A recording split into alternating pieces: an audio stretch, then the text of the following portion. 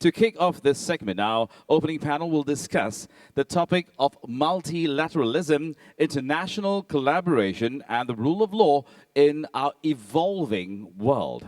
Moderating this session, ladies and gentlemen, is Professor Tommy Koh, Ambassador at Large, Ministry of Foreign Affairs, Singapore, and Professor of Law, National University of Singapore. Now, allow me to tell you more about him. Professor Koh requires little introduction for many of us. He has served in many capacities, including Dean of the Faculty of Law at the National University of Singapore, as Singapore's permanent representative to the United Nations, and as Singapore's ambassador to the United States, Canada, and Mexico. He was also the president of the Third UN Conference on the Law of the Sea, which culminated in the convention. I think that's enough. That's enough. Oh, that's enough, sir. That's enough. Oh. I said he needs no introduction. That's enough. Well, That's enough. Let's give Professor Tommy Koh a big round of applause, ladies and gentlemen. Professor Koh, if you could just indulge me a moment to introduce the rest of the panelists right now. Thank you. We have Dr. No, I introduced them. You don't. You going to do that? Yeah, that's my job, not yours. Okay. Thank you, sir. Well, with that, ladies and gentlemen, do enjoy this panel discussion. Over to you, Professor Koh. Thank you. I think the fundamental question before us today is what kind of a world do we want to live in?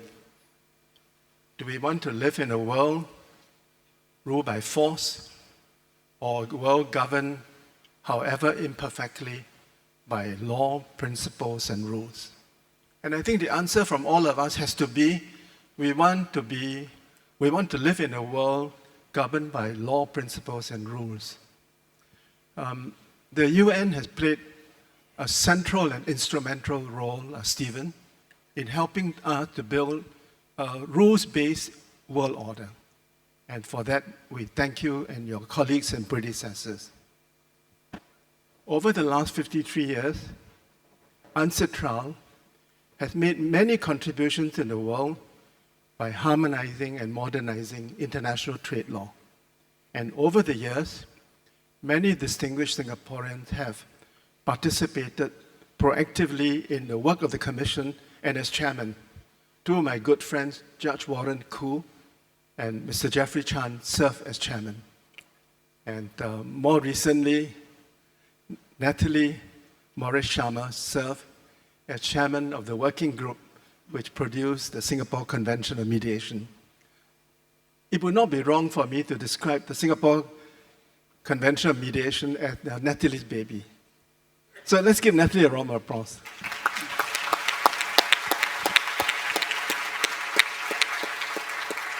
I would also like to acknowledge the contributions of the UNCITRAL Secretariat. So I want to just single out the head of the Secretariat, Anna Chaubin-Bray. Anna, can you please stand? Anna?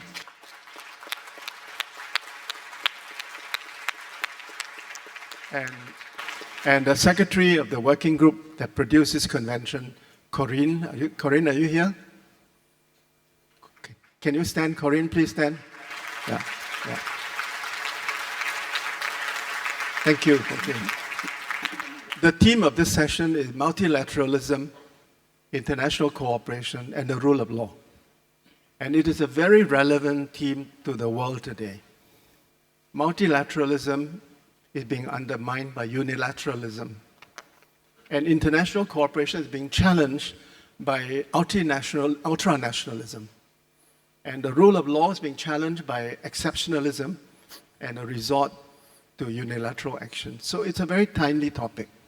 We have three wonderful panelists this morning, and I want to introduce them to you one at a time. The first speaker is a dear friend from China, Judge Xue Hanqing. Please give her a round of applause.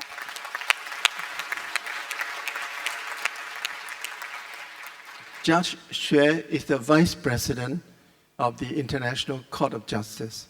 She's a world-class international lawyer, but she's also an accomplished diplomat, having served as China's first ambassador to ASEAN China's ambassador to the Netherlands and China's ambassador to an organization called OPCW, an organization to prohibit the use of chemical weapons. We thank you very much, Joshua, for joining us this morning. The floor is yours. Thank you. I'm looking at the clock. I understand because originally I intend to go to the podium.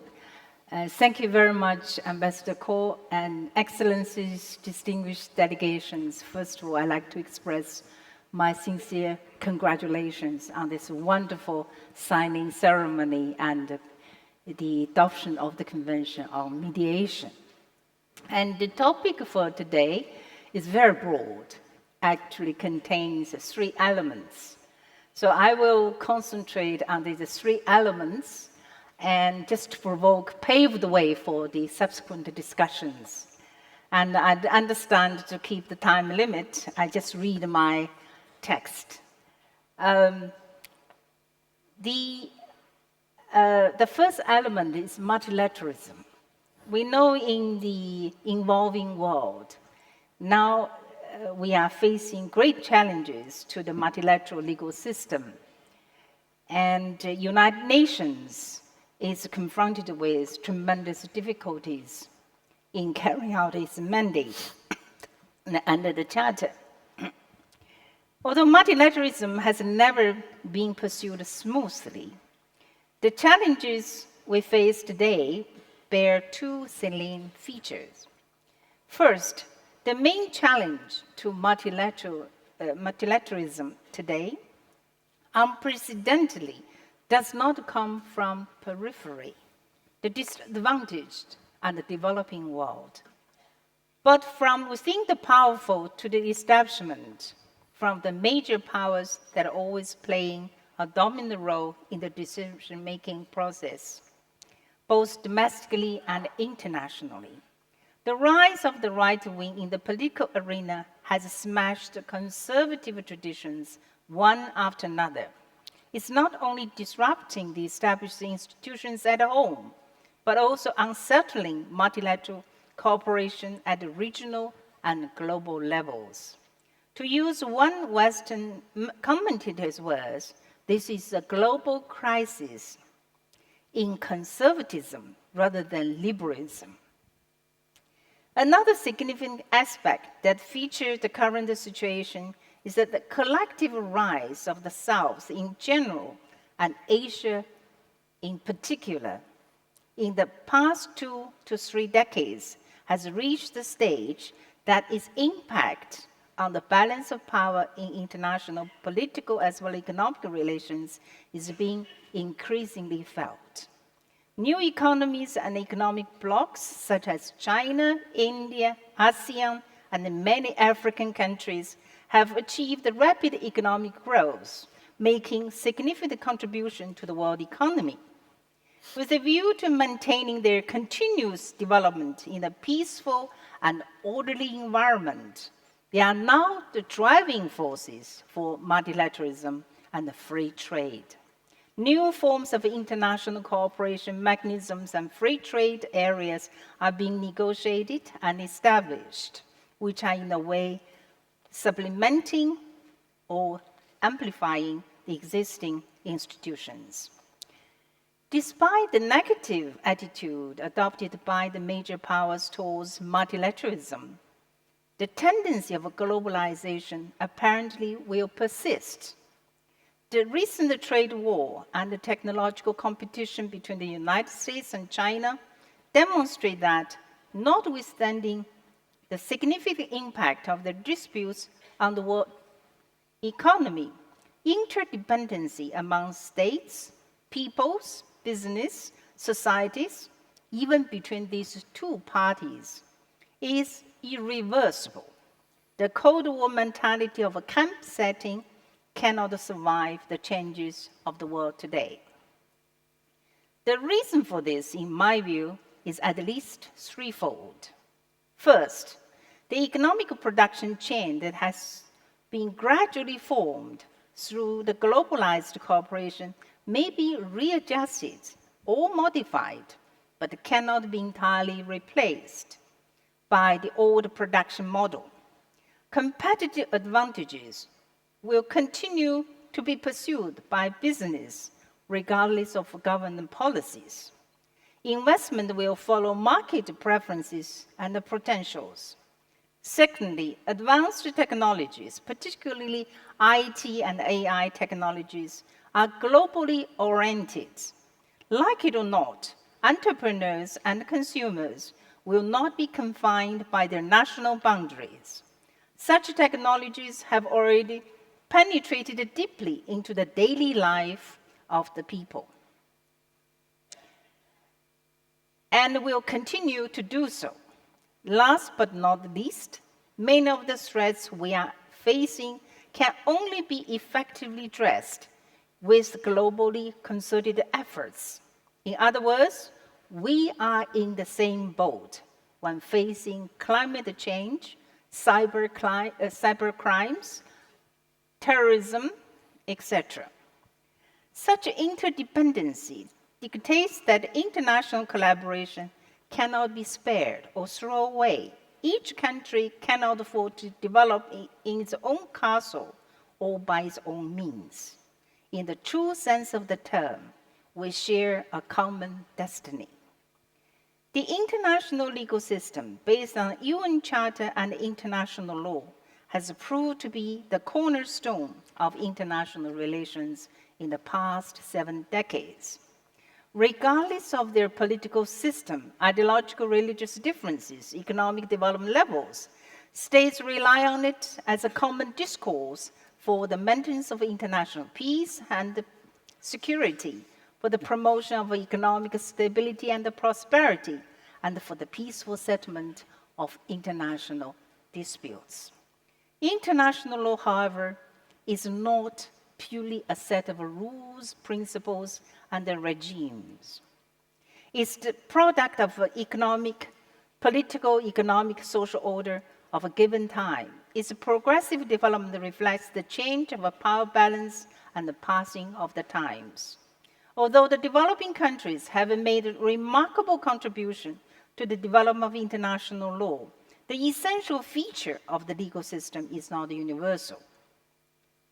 In 2010, reflecting on the development of international law since the end of the Cold War, one Western scholar pointed out that current political, economic, and social order, legal order is primarily Western dominant. International law as the basis of international legal order is oriented by the preferences of the Western world, and the legal order mainly reflects Western liberal values. In his view, the global system, with the rapid changes in the past 2 decades, is experiencing 3 diffusions: a diffusion of power, a diffusion of preferences, and diffusion of ideas and values. Compared with 10 years ago, the momentum of such diffusions does not seem on the wane. New forces keep moving to the center stage for voices. The collective rise of the developing countries have not paradoxically reduced their confidence and trust in the global legal system. To the contrary, they are the ones who vehemently call for multilateralism and international law, although they are still oftentimes sidelined in the decision-making process. This is because they know, in order to protect their interest, they could not afford either to maintain the old legal system as it is or to abandon it altogether.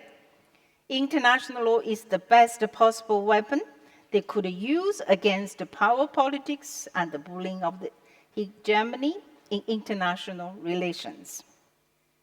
The rule of law is a noble idea for international order.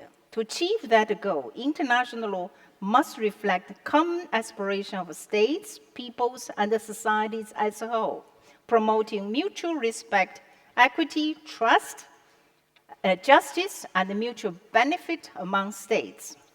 Any legitimacy arguments for the legal order cannot avoid the question of a political democracy in decision-making, equal opportunity for economic development for all, and the free choice of social formation and progress by all forms of civilization.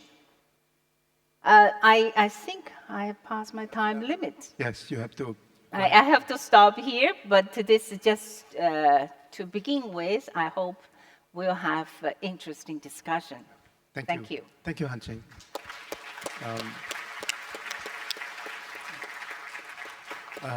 Judges in the International Court of Justice always read the text of their judgment. So Judge Xue is behaving as she is used to doing professionally. I hope Marty and Dylan will not read your text, but speak to the audience. Let me introduce our second distinguished speaker. Dr. Marty Natalegawa, probably one of the finest diplomats the ASEAN has ever produced. He served as the Foreign Minister of Indonesia from 2009 to 2014. And I want to recall for all of you some of his most outstanding achievements. In the year 2012, for the first time in its history, ASEAN Foreign Minister failed to adopt a joint communique at the end of the annual meeting. This was a huge blow to our credibility.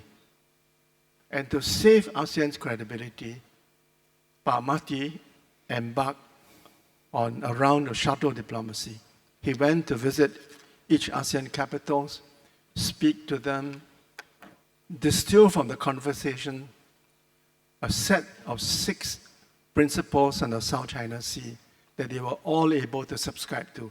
For me, that was one of Pak Marty's most formidable achievements, an example of his excellence as a mediator. He also played a mediating role when Cambodia and Thailand fought a brief battle on their border. And you, Pak Marty, also play a very important role in trying to stop the fighting, bring the party to the negotiating table, and to begin to talk to each other. So, Pak Marty, the floor is yours. Thank you. Thank you very much, Professor Tomiko, for such a generous introduction. All that you have described was only possible through the partnership of all ASEAN member states. I wish to acknowledge in the room, obviously, Minister Shanmugam and Assistant Secretary General and all excellencies and colleagues. The multilateralism and mediation are very much in my DNA. It's so inherently natural for me to gravitate towards those 2 precepts, those 2 ideas. Hence, it's a bit of an ask for me to actually try to step back a little bit and ask why multilateralism, why mediation? And I think since in this room we are all of the same opinion, I guess, in terms of the value of the Singapore Convention, I think it's not a bad idea to step back a little bit and ask that more fundamental question. Why multilateralism?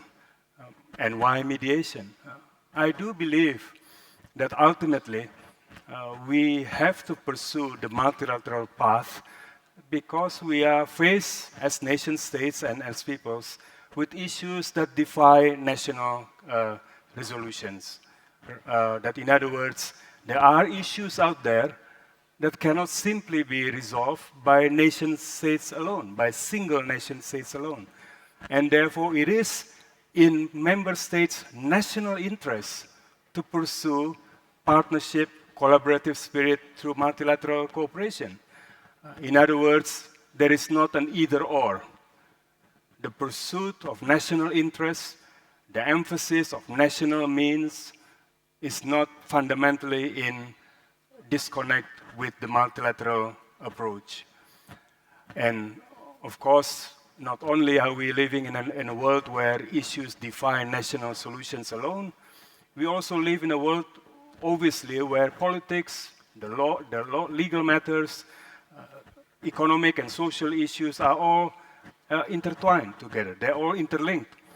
And hence, we need a collaborative, holistic, and comprehensive approach. Mediation, as I had said before, is one fundamental, critical aspect to manage the differences amongst states and amongst entities concerned.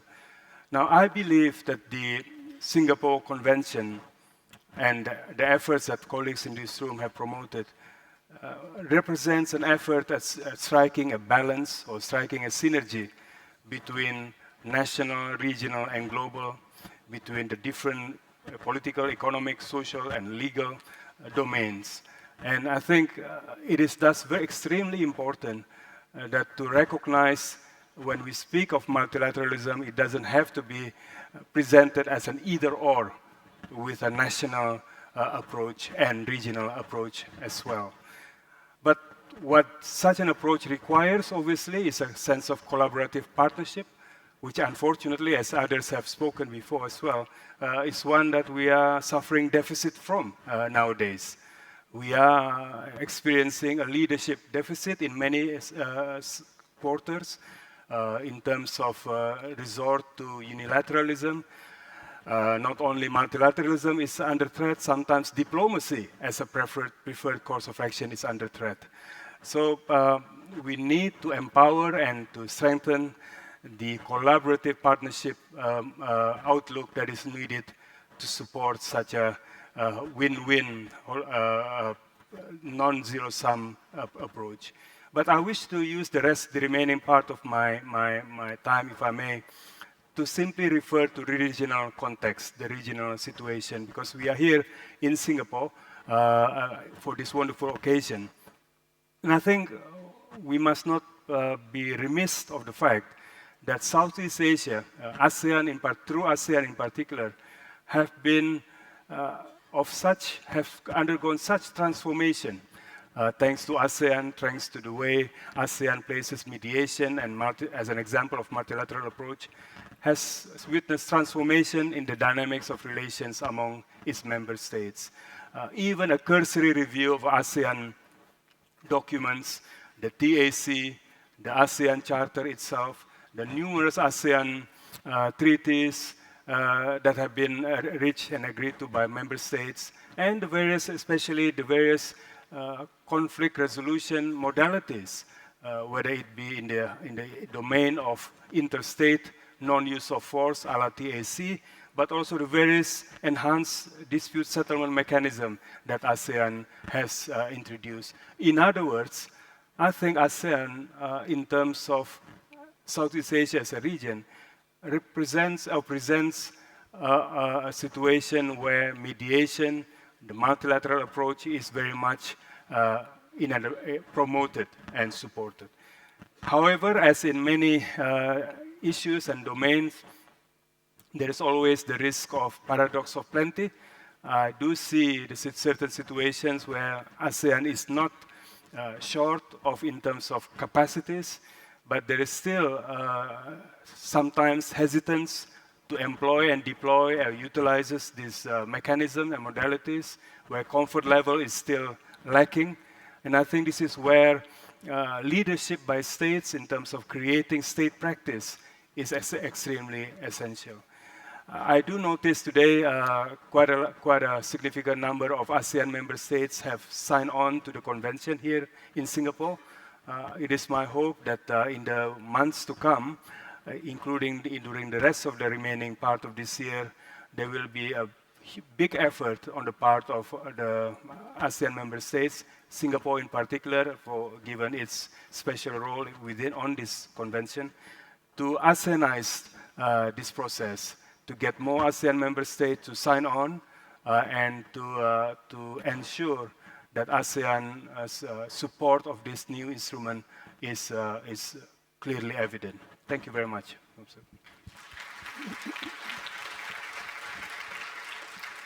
I thank Marty for his statement. He made a few very important points. One, that one doesn't have to choose between solving a problem nationally, regionally, and globally, that these are complementary dynamics. Second, he felt that ASEAN has made a major contribution to maintaining peace in this region over the last 50 years. And ASEAN's approach is fundamentally one that's non-adversarial, to try to negotiate our differences to come to a consensus. So the Singapore Mediation Convention is very much in the culture of ASEAN. I'd like to make a commercial pitch on his behalf. Please buy a copy of his book. The book is entitled Does ASEAN Matter? An Insider's View. Yeah. We've heard a perspective from law and one from diplomacy. It's only right that a third perspective should come from the private sector, the world of business, because business has globalized the world. And the third speaker is a dear friend. His name is Dylan Pillay Chandrasekera, the Chief Executive Officer of one of our sovereign wealth fund, Temasek. I claim a special relationship with Dylan because his dear mother was my classmate at the NUS Law School. So you are like my nephew, Dylan. Tough to have an uncle like this. So may I call upon this talented nephew of mine, Dylan, to speak to him. Thank you, Professor Koh. Thank you, everyone. Distinguished guests, ladies and gentlemen. Professor Koh just threw a curveball because he told me not to rely on my notes. I have 8 pages of well-drafted things from my colleagues. I have to put it aside and apologize to them for their hard work. So well, you know, it's a bit odd because diplomats and lawyers are far more eloquent than business people. One reason why I bolted from the deep waters of the legal profession to the safe harbor of the business world. I want to tell you a little bit about how we see multilateralism from the business world and the concerns we have with how things are moving forward, at least from the perspective, from my perspective, from where I sit. Over the last 70 years, the world has benefited in terms of peace, enhanced standards in health, education, housing, broadly bringing prosperity to hundreds of millions of people, primarily in China, largely through the efforts of multilateralism, which has led to globalization and access to various things that would otherwise have only become available to communities in developed markets. And for these 70 years, we've had significant prosperity. And businesses have prospered as well. Some may say businesses have prospered even more than the other stakeholders in the global community, but businesses have in fact prospered from multilateralism and hence globalization. At Temasek, since 2004, we have been guided by 4 investment themes. They're transforming economies, which really comes from urbanization, growing middle-income populations, deepening comparative advantages like IP-related innovation, and emerging champions. All 4 are linked to globalization, and all 4 are dependent on multilateralism for globalization to work properly. And I mean work properly. These 4 themes still remain relevant today. In the areas that we invest in, technology, life sciences, consumer, etc., it is a global world. Inventions in one place must find its way into other places. It must, over time, result in reduction of costs so that those in lower income communities can have access to the same things that we in higher income communities can have the benefit of. And globalization allows for that. And so what we see today is a world that may be shifting away from that ideal. We are really in the middle of a digital world. I would say we're not even at start. We're in the middle of a digital world that's going to even get even more aggressive as time comes on. And in this digital world, every business becomes one which is a connected business. I don't think we can go back. We might well be headed towards bifurcated technology systems, but it's still a global world. Somehow, someone will find a way of connecting 2 systems to give benefits to one outcome. It's, in fact, in the IT world, is known as systems integration. And this is a reality. But it's becoming a little bit dangerous for all of us because in this digital world, data has become the most important issue. And data is increasingly being seen as a national asset, although it is actually by nature ubiquitous. It's been seen as a natural asset. And so national policy considerations are proliferating more and more today. Start off with Europe, you find it now in other countries in Asia. And it's an issue because if you have restrictions in data movement and data localization, then you have an issue with bringing out the best of what you can develop from one place to a broader community. I'm not saying, though, that there must be no limitations on the use of data. In fact, the most important issue is data governance and ethics around the use of data. But to localize it is not to actually find solutions for those issues. Because if at all, you will find that more nefarious activities will arise if responsible systems are not put in place to have global standards for the use of data.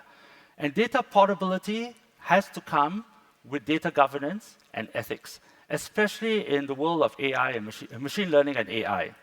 So I think that's something we should all think about. It can only be resolved ultimately by multilateral action. The other thing that I want to talk about is ESG considerations. ESG is actually going to become one of the most important issues in the business world. The first is environment. I think that no matter how we look at it, that's the biggest danger we face as a global world, the effect of climate change on our world. Every country is impacted by it.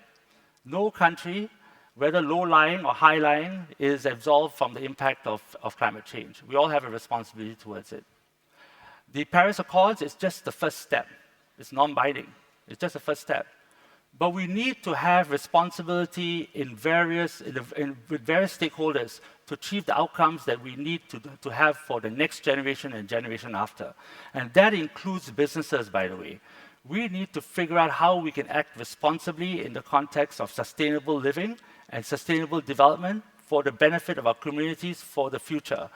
And we need multilateralism here because we need standard terms and conditions, coordinated rules and regulations to allow us to take one model and have it put across various countries around the world. And one of the problems here is, of course, the level of development in the different countries in the world. Those who are less developed have a need for infrastructure, very high need for infrastructure. And most of the time, it's actually impacted by affordability. And so the tendency is to go for those solutions which may not be the most sustainable from a long-term perspective. Here is where multilateralism actually works the best, where private sector, governments, and multilateral agencies can come together for solutions that can allow sustainable development, perhaps through sustainable finance, to deliver the outcomes which are needed for communities and for the world as a whole for climate change. Finally, because I only have 10 minutes, I need to talk about the rule of law, being a former lawyer. It's probably the one I'm least qualified to talk about now because it's been 9 years since I left a legal profession. But the rule of law is so important to businesses. Why is that the case? The number one thing that businesses need and crave, and investors like us crave for, is predictability. The one thing we eschew is uncertainty. Okay? We don't want uncertainty because you can't plan long-term if you don't have certainty. So you need rules and regulations, and you need to know that the rules will be enforced in a proper and impartial way in order for you to make your investments around the world. And that's why the rule of law is so important. But the rule of law works best when there's a way to enforce the rules of law. And so we have litigation, we have had arbitration, and now we have mediation. What is it that I like about mediation, which is why I agreed to speak here, and not just because the minister asked me. And by the way, when I was a young lawyer, I used to get beaten by the minister all the time. Probably a reason why I had to leave. But the reason for why mediation is important is this. It allows for a way in which parties can come together in a very private setting, a little bit more informal, and try to resolve things in a way that still preserves the relationships that they have. It's not just about cost and speed, it's about preserving relationships. And because we live in an interconnected world, your relationship with me impacts my relationship with somebody else who knows you.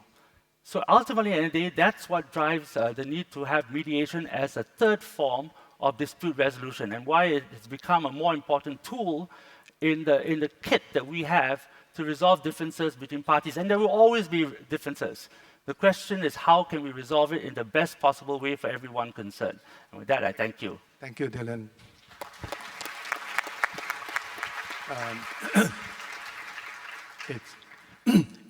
Thank you, Minister. Thank you. Yeah, thank you. Thank you. It is very heartwarming to hear a business leader speak so eloquently about the virtue of multilateralism, about how the business can play a positive role in solving some of our planetary challenges like the climate change. And his last point is about why he likes mediation. I think his point is that he likes mediation not just because of its speed, not just because it's low cost, but because it's non-adversarial in nature, therefore preserves the relationship between the two disputing parties. When you go to an adversarial process like arbitration or adjudication, very often the relationship is broken because one side wins, the other loses.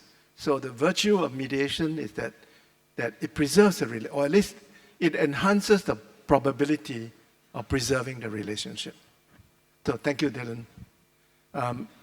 We now have 36 minutes for a Q&A session. Because of the shortage of time, I think we'll take 3 questions at a time. So may I have the first 3 questions, please? If you put up your hand so that we can pass the mic to you. Please introduce yourself, and if you can, please refrain from giving a speech, but give us your question. Yes, over there, please. Somebody bring the mic over there. Yes, yes. Thank you very much. I'm Jerry Zhang Yuling from China. I'm very excited that the Singapore Mediation Convention successfully concluded and we witnessed the signature process. Now my question for the distinguished panelists is how do you see the future between litigation, arbitration, and mediation? Because there will be a competition of these forms of dispute resolution. And I hope that it will be, more a training and a continuing education, so allowing more legal profession to be phased into the mediation process. Yeah, okay. Thank you very much. Thank you. The question is the future of mediation versus litigation. I guess in litigation, he means referring disputes to arbitration and to adjudication. Second question, please, from the floor. Anybody else? Anybody from this side of the room? Yes, please. Microphone for the... Yes? Good morning, and congratulations to Singapore, all the participants of the Singapore Convention. My name is Thiruvengadam. I'm from Bangalore International Mediation Center. It's a great step, but the challenges we mediators will face is people having trust and faith in the process of mediation as well as the mediators. In a multilateralism system, where does religion play a role in it? Where the residents... Religion in cross-border disputes as such. Okay. So this is going to be a major, major challenge. And as a firm believer in mediation, okay, thank you. Religion should be set aside and we should look at regionalism. I need an answer from okay, thank you. Enlightenment. Regionalism. Third question, please. Yes. Thank you. I'm from Sri Lanka. Professor Ko, you mentioned the possibility of enhancing relationships. I would like to add something to that because from a corporate point of view, it also helps to create new relationships. And that is very important in a country like Sri Lanka, for example, where corporates want to do their own thing and don't see the need for relationships. The other quick comment I want to make is that maybe in developing their economies, countries are interested in multilateralism, but when they develop, they want to break down those barriers, or rather the constraints of being part of a multilateral system. Thank you. Thank you. Thank you. Let me ask the members of the panel whether any of them would like to respond to the first 3 questions. But Marty first. Well, I'll just refer to the. I didn't quite catch the second question, the thrust of the second question. But the first one, in my view, is not either or. Obviously, it's not as if there is a contest or a fundamentally zero-sum choices between mediation and litigation.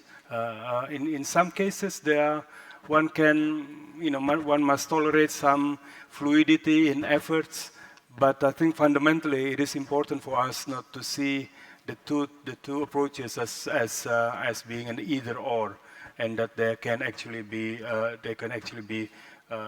synergy between them. In a way, for instance, when you refer, Professor Tomiko, to the issue that I facilitate or address, the border disputes between Thailand and Cambodia, 2011. The fundamental issue, the border dispute itself, is to be resolved and to be addressed by the two countries, bilaterally through their negotiation between them, and ultimately it was actually taken to the ICJ when the ICJ actually provided its opinion on the matter.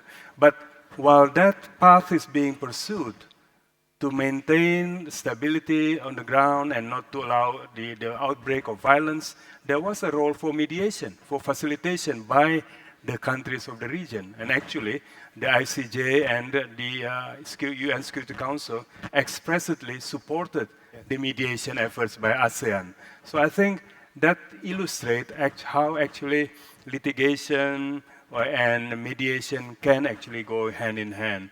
And the last point, the multilateralism, only of interest for countries that are developing, but then they change their tune once they are developed.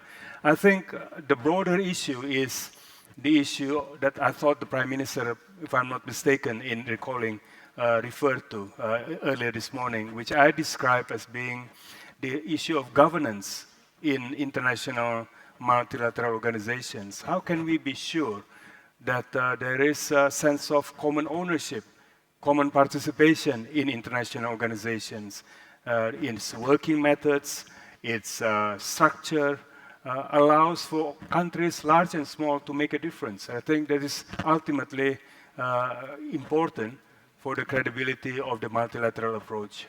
Thank you. Thank you.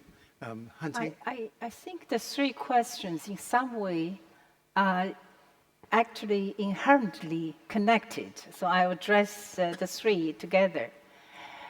Under Article 33 of UN Charter, there's a list of means for peaceful settlement of international disputes, from good offices, negotiation, mediation, conciliation, arbitration, and judicial settlement, which means parties choose to settle their dispute. It's really up to them to choose. So there is an important principle international, there's a free choice of a means by the parties. So when you have this mediation convention, it doesn't mean you set up a competitor. Means are always there. But I think the important element in this effort is by strengthening mediation, we actually strengthen the concept of a peaceful settlement by third party. Because you can see out of all these means, only negotiations is conducted by the parties themselves, even mostly used. But a third party settlement needs confidence in the system itself. But I do see the question, the element of the question, first question is the competition, potential competition. The problem is not a competition between the two means. Is in the future, when you have mediation, how can you build up the capacity of the developing countries in the process? If you see the list of arbitrators, either in Washington Convention, the exit, or in PCA, you will find most arbitrators come from the Western world. So this is the hard situation.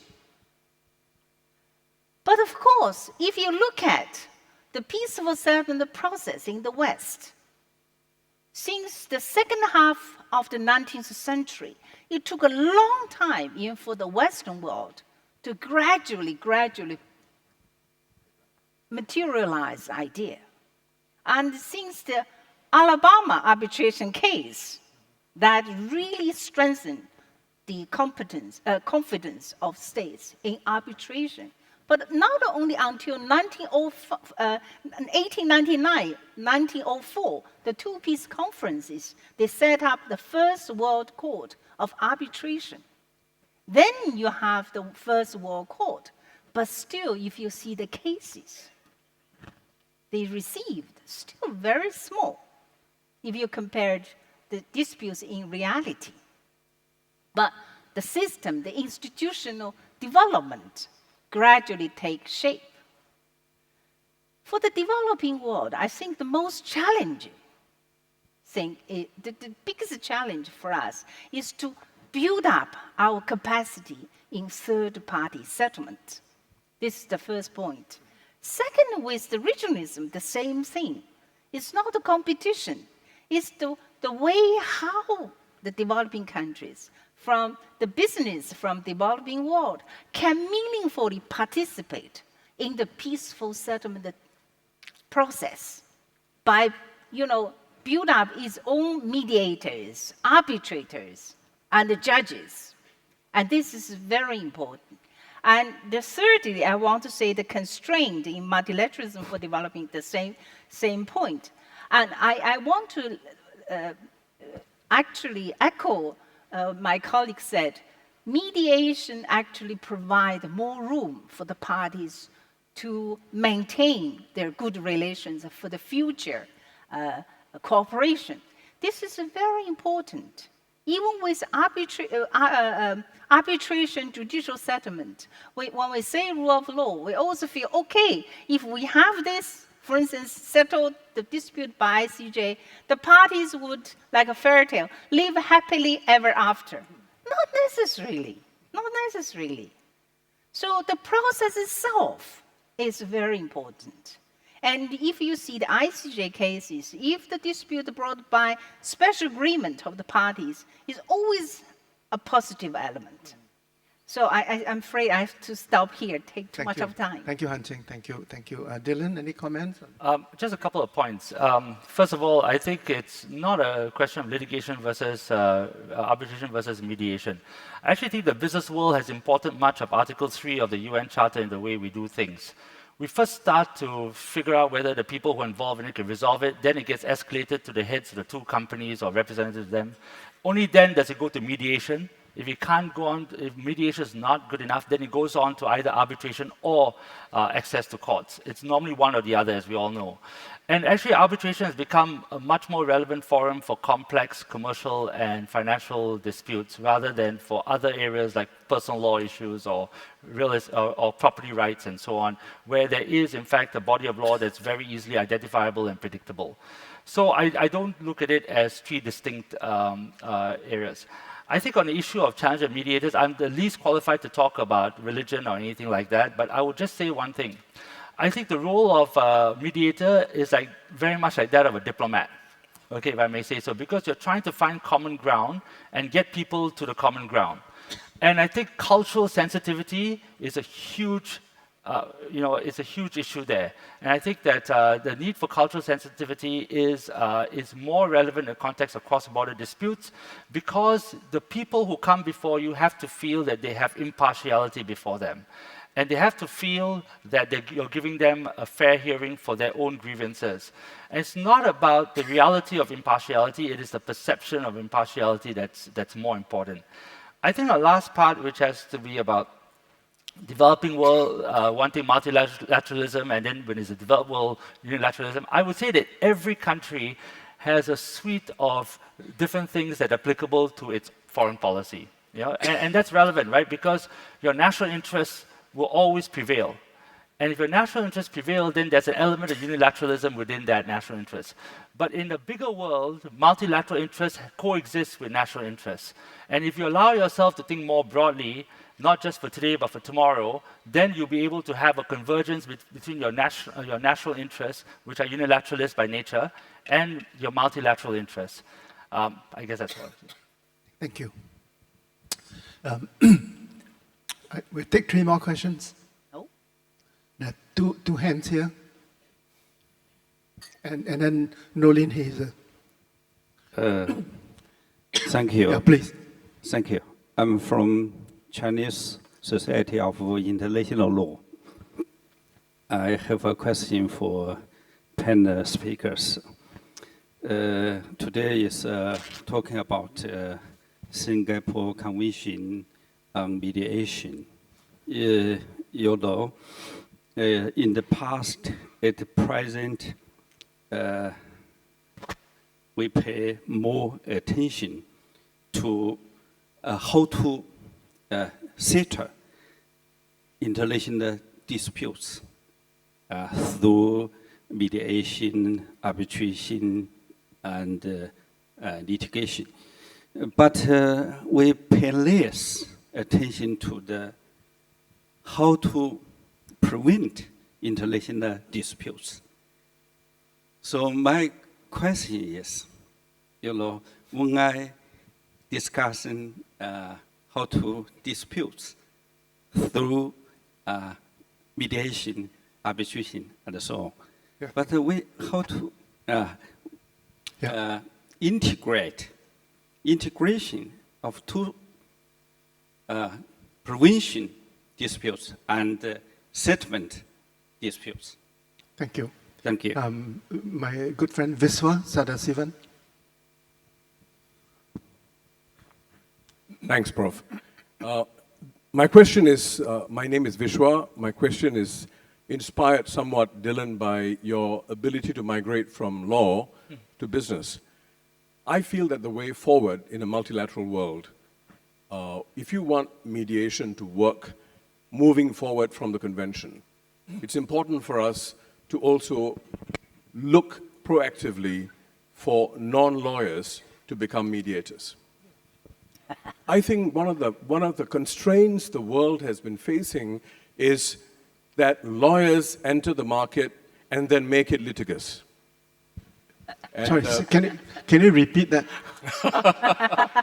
Lawyers enter the market and make it litigious. Arbitration was intended to deal with the limitations of litigation, but then arbitration has become almost litigious in nature. What I'm saying is, I think mediation has hope if it can actually have a lot more people from the business community, leading businessmen, others who have a natural tendency to find shared interests to become mediators. Thank you. I think I must explain to my brother Viswa that he has a fundamental misunderstanding about us who are lawyers.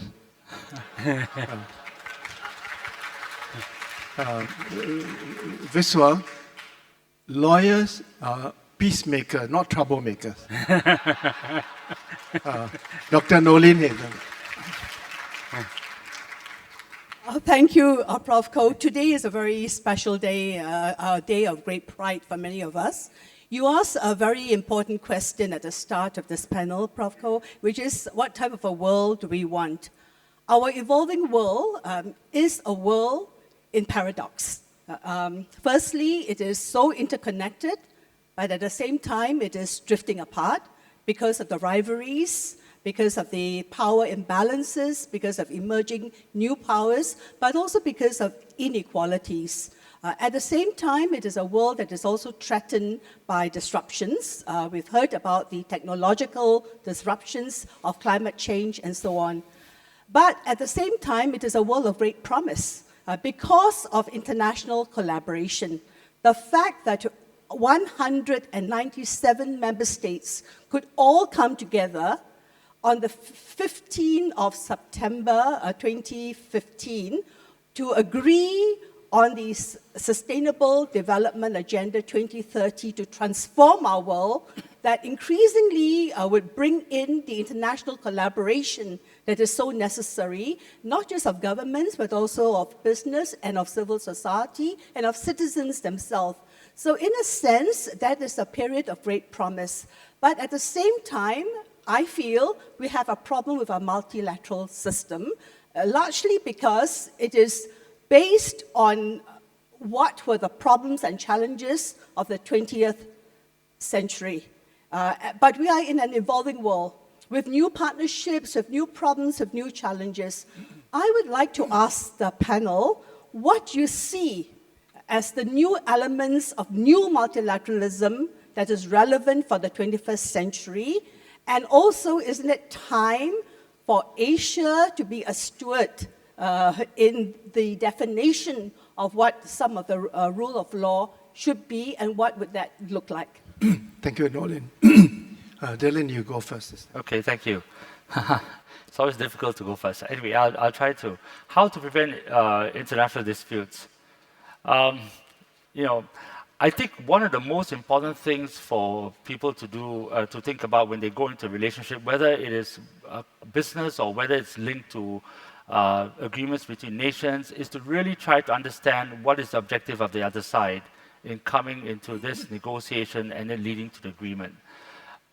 If agreements are all about I win and you lose, at the end of the day, both sides will lose, because if the objectives can't be met in a way that aligns itself with the mutual interests of both parties, it becomes very, very difficult to get a lasting arrangement. I would say that. So the joint ventures are a good example from that perspective in the corporate world. You know, and you really need to understand the cultural issues behind the party you're dealing with, because otherwise misunderstandings will happen very soon after an agreement is actually entered into. In fact, the party's way of approaching an agreement is itself different whether it comes from a developed world or whether it comes from the emerging world. The second question on non-lawyers becoming mediators, we do have a lot of non-lawyers who are mediators. And in fact, some of the issues that we have faced before, I mean, our companies have faced, they have used non-lawyers. But ultimately, the non-lawyers also need a lawyer to help them figure out whether the agreement that's being signed is one that can be enforced. Okay, so there is a role for lawyers to assist non-lawyers.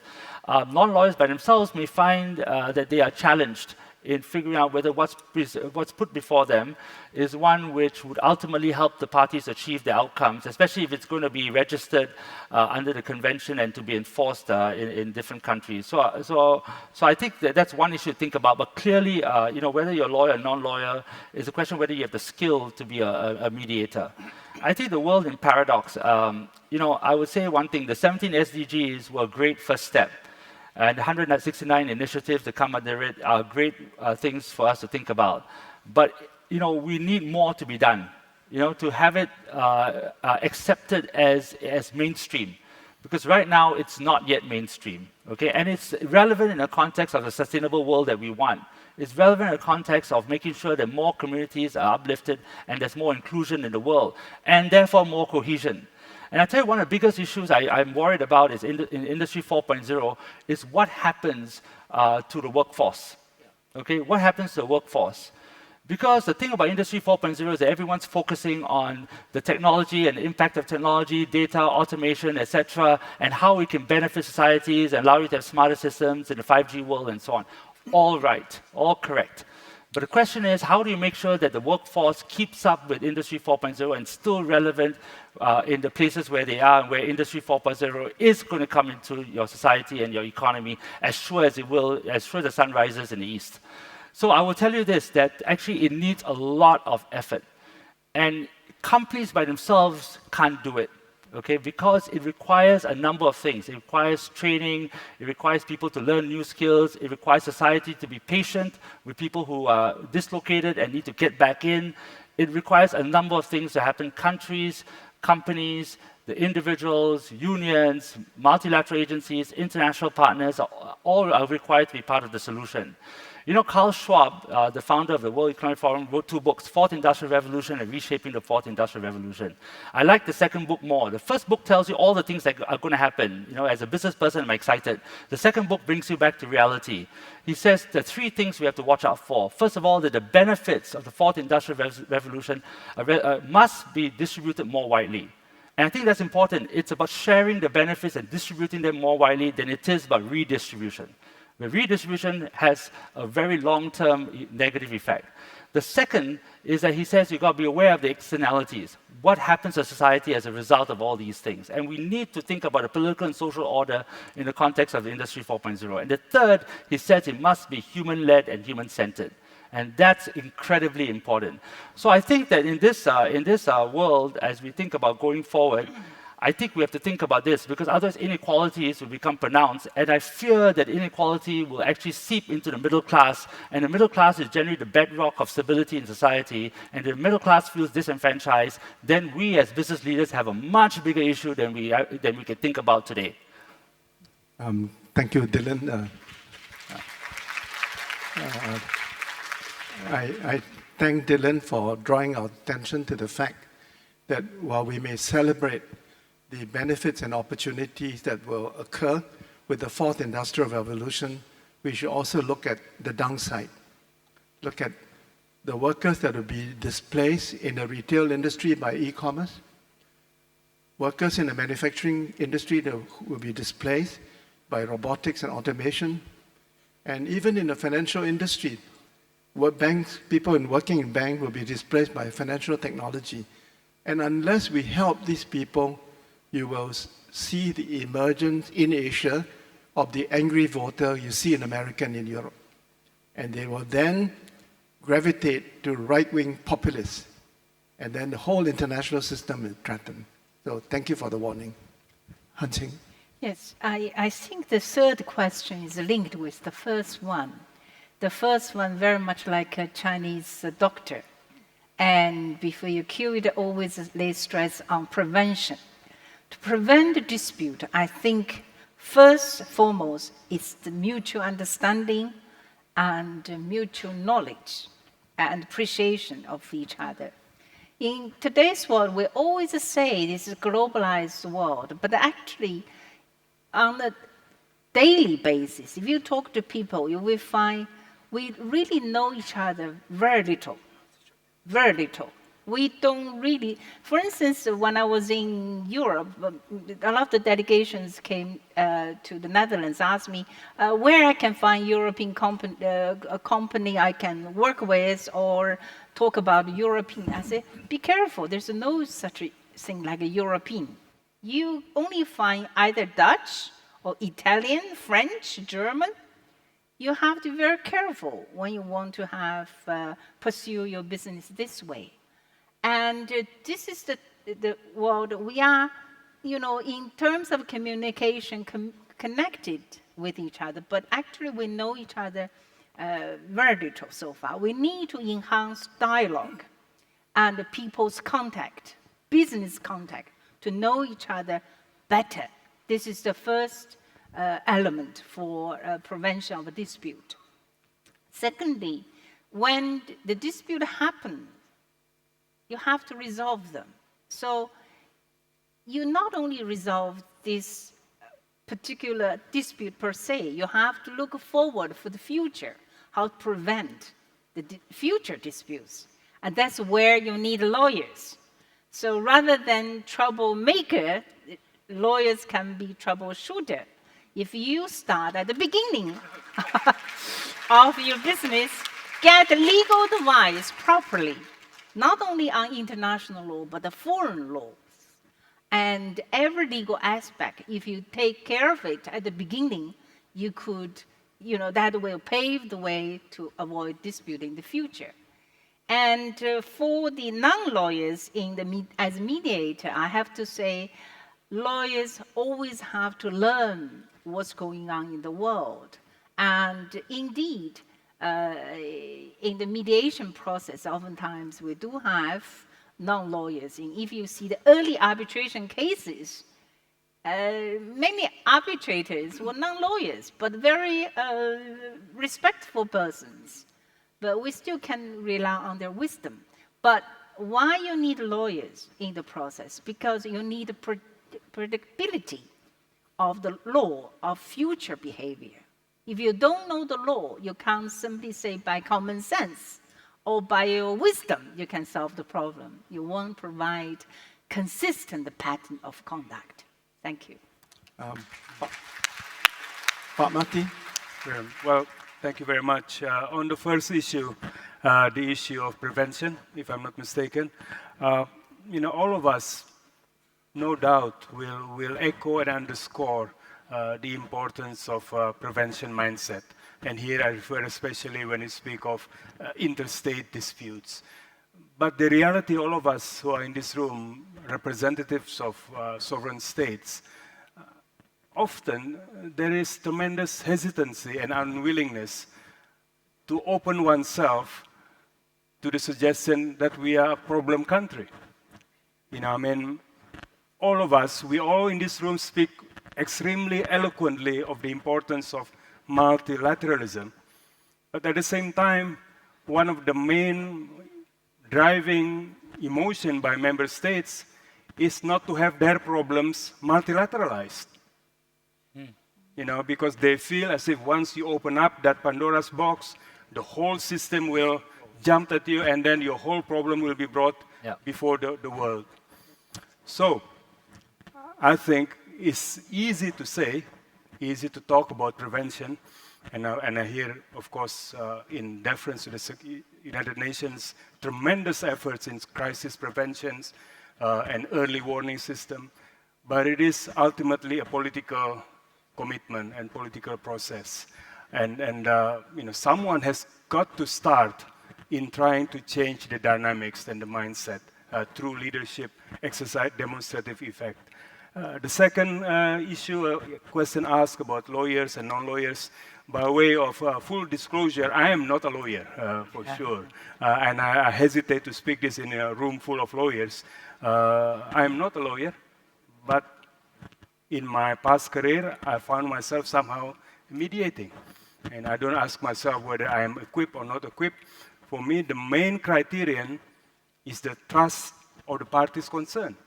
The parties feel that they are comfortable with you, whatever your background, for whatever reason, you go for it. So you don't have to, you know, I mean, perfection can be the enemy of the good. If you are always trying to be diligent in recording every word that's said, the negotiation or mediations can quickly collapse.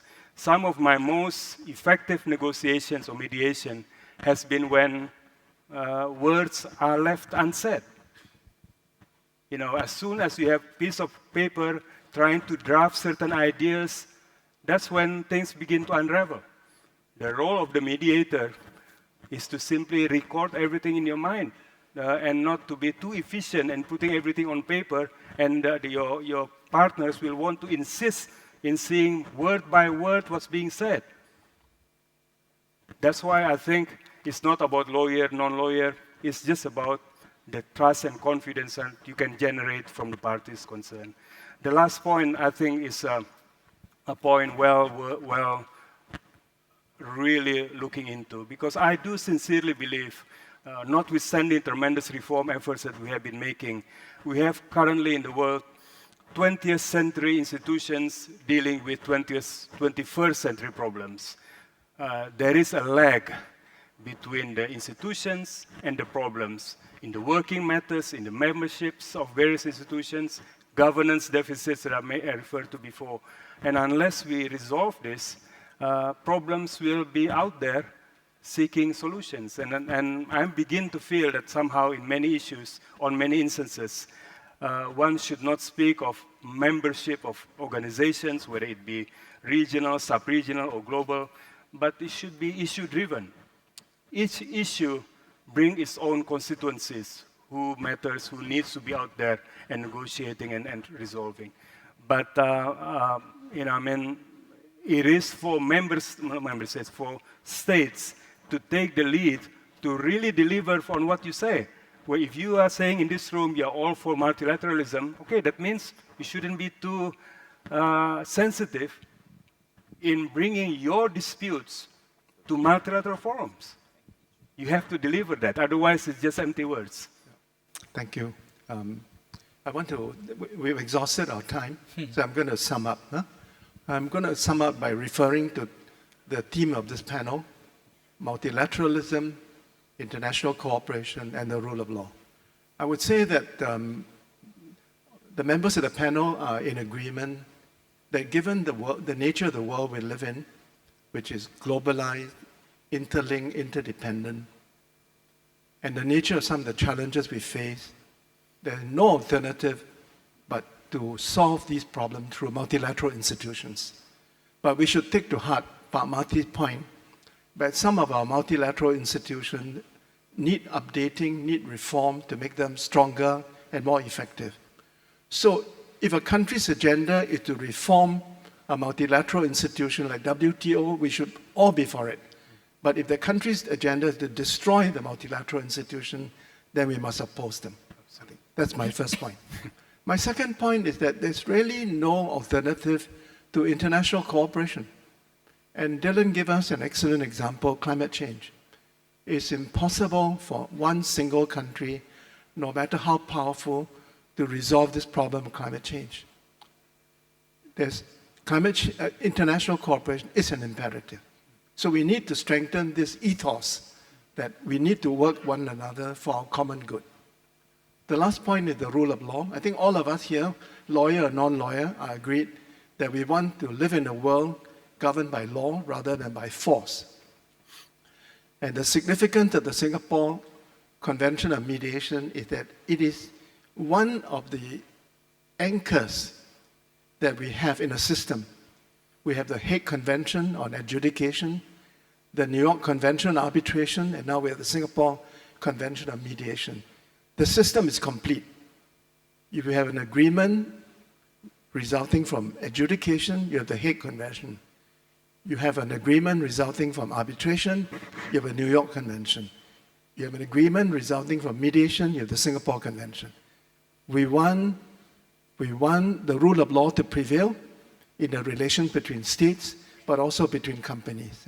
So we should celebrate this occasion because it is a victory for the rule of law, for international cooperation, and for multilateralism. Help me to thank the three panelists, please. Thank you.